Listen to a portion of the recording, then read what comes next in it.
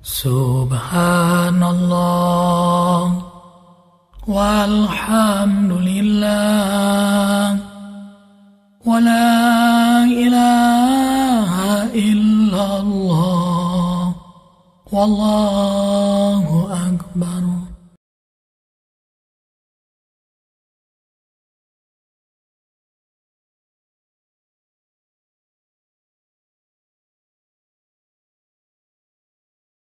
Hadirin yang saya hormati, nilai-nilai iman, intan paling mahal, mutiara paling berharga, tidak lain nilai iman.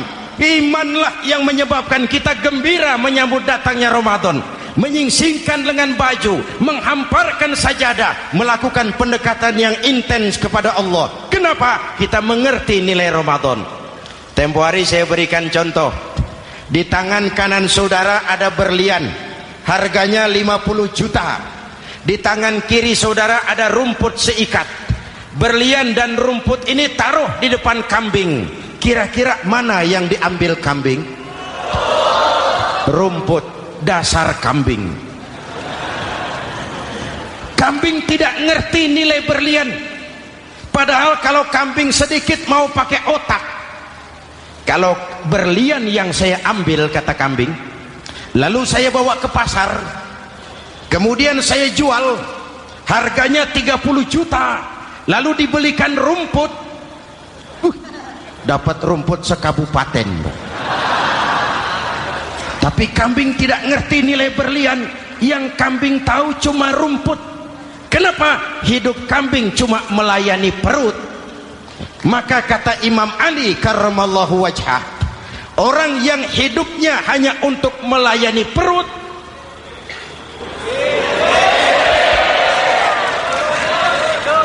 saudara yang ngomong ya, tanggung jawab.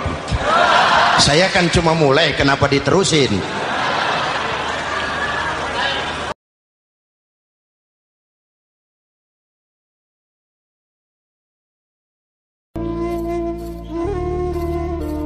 Menjadi orang soleh itu bagus, tapi kita ketika merasa lebih soleh dari yang lain, mohon maaf, perasaan lebih itu akan berbahaya bagi dirinya. Menjadi orang baik harus, tapi ketika merasa lebih baik dari orang lain, ini yang akan membuat kekacauan bagi dirinya yang merasa lebih baik. Ayo tengokin teman-teman yang belum dapat hidayah. Umur di tangan Allah, kesempatan di tangan Allah. Jibril alaihissalam turun kepada Rasul mengabarkan, siapapun orang yang berbuat maksiat seumur hidupnya dan dia adalah umatmu, 1 tahun sebelum meninggal dia minta ampun kepada Allah, Allah akan ampuni semuanya. Rasulullah bilang apa? Aduh malaikat Jibril, kelamaan. Balik kepada Allah. Rasulullah tahu kualitas umatnya. Setelah kembali kepada Allah, turun lagi, ya Rasulullah, barang siapa dari umatmu berbuat dosa seumur hidupnya, 1 bulan sebelum dia meninggal, dia tobat kepada Allah, Allah subhanahu wa ta'ala akan ampuni dosanya. Apa Rasulullah bilang? Aduh malaikat Jibril, jangan deh, kelamaan, umatku lalai. Kembali lagi kepada Allah, turun lagi, ya Rasulullah, barang siapa dari umatmu dia berbuat dosa seumur hidupnya, 1 minggu sebelum meninggal dia bertobat kepada Allah, Allah akan ampuni. Tapi apa yang dikatakan Rasulullah SAW? Aduh jangan malaikat Jibril, jangan, umatku lalai. Lihat, sayang gak Rasulullah sama kita? Cinta gak Rasulullah sama kita? Akhirnya kembali lagi kepada Allah, lalu kemudian turun, ya Rasulullah, Allah berkirim salam kepadamu.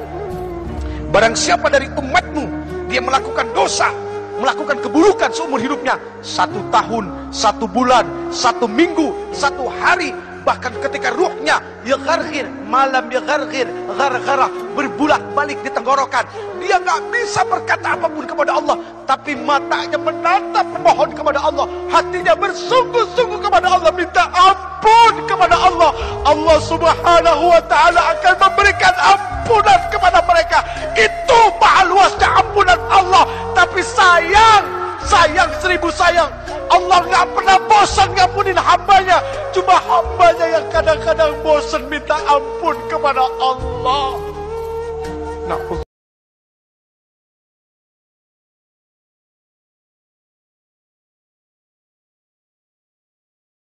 anak muda yang gemar ibadah, Di saat nafsunya bergejolak, malah dia kendalikan dalam kesenangan ibadah, dalam kesenangan taat, dipuji-puji oleh para malaikat. Hebat. Maka di akhirat nanti anak muda yang taat ini dapat perlindungan Allah. Di antaranya qalbuhu mu'allaqun bil masajid, hamba Allah yang hatinya bergantung di masjid, hobinya ke masjid, senangnya ke masjid, biliqa'in hasanin, sehingga Allah jamin siapa yang gelap-gelap berjamaah di masjid akan meninggal dalam keadaan terindah berjumpa dengan Allah. Sebagaimana dia ke masjid rindu berjumpa dengan Allah, dia datang ke rumah Allah, dia penuhi panggilan Allah, maka Allah rindu berjumpa dengannya. Mayyarju liqa rabbih, siapa yang rindu berjumpa dengan Allah, Allah asyaddur raja ilaih, Allah lebih rindu lagi berjumpa dengannya. Siapa yang mendatangi Allah dengan berdiam, Allah mendatangi dengan berjalan.